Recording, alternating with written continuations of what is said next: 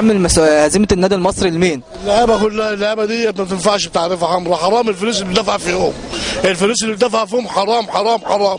لعيبه النادي المصري بصراحه يعني جمهور بورسعيد تعب معاكم. مستر كامل ما بيأثرش معاكم في اي حاجه، فلوس بتاخده، كرة سياحيه بتقعدوا فيها. عايزين ايه تاني؟ عايزين ايه تاني؟ احنا كبورسعيديه بنغير منكم، كمشجعين احنا بدانا نغير من لعيبه النادي المصري. عايزين نلعب في المصري مع ان احنا مالناش في الكوره. انتوا مش عارف انتوا عايزين ايه تاني؟ جمهور وبنسافر، صوتنا بيضيع عشانكم. من واحنا عيال صغيره بنجري وراكم وبنروح. لعيبه النادي المصري مزعلانا بصراحه، بورسعيد حزينه. احنا امبارح ما نمناش.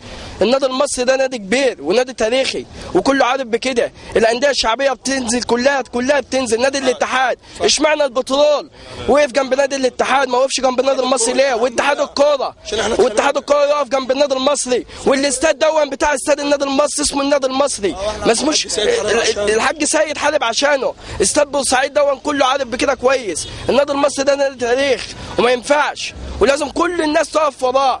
حرام اللعيبه دي بتاخد ملايين، اقل لعيب بملايين، ما يلعبش ليه للنادي المصري وللجمهور دوت. حرام عليهم اللعيبه دي.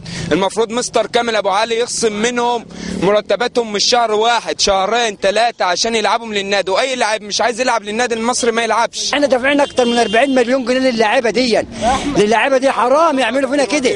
بص لعيبه الاسماعيليه غير شويه، المرغلي يتمشي بالسلامه. مين مسعد نور في وقت ما كان احسن لاعب في مصر كان بيشتم بالسلامه. احنا اللي بنعمل ايه يعني؟ هنعمل له ايه؟ امبارح نام عيان كنت احرق البيت. ده مش فريق، ده فريق شبع.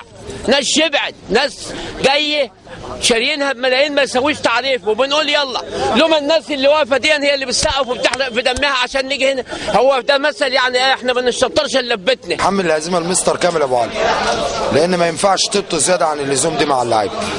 المفروض ان دي لعيبه جايه بتشتغل، فلازم تديني انتاجها ان انا افوز في المباريات، انتاجها ان انا انافس على بطوله، لان كل حاجه متوفره لها. احنا تعبنا، ما فيش حد حاسس بينا، مفيش حد حاسس بالجمهور. ما بيحسش بالجمهور الا اللعيبه واولاد البلد، لان هم اللي عايشين معانا. الناس بتوع بورسعيد الاولانيين كانوا لما يتغلبوا ماتش بيعيطوا كده، ما عندهمش انتماء. لو عندهم انتماء ما يعملوش كده. هو ناقصهم ايه؟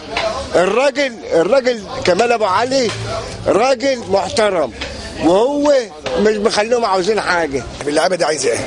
النهارده احنا بناخد الجون الاولاني مفيش حماس، مفيش ناكل الجون الثاني، اللعيبه ولا في دماغها.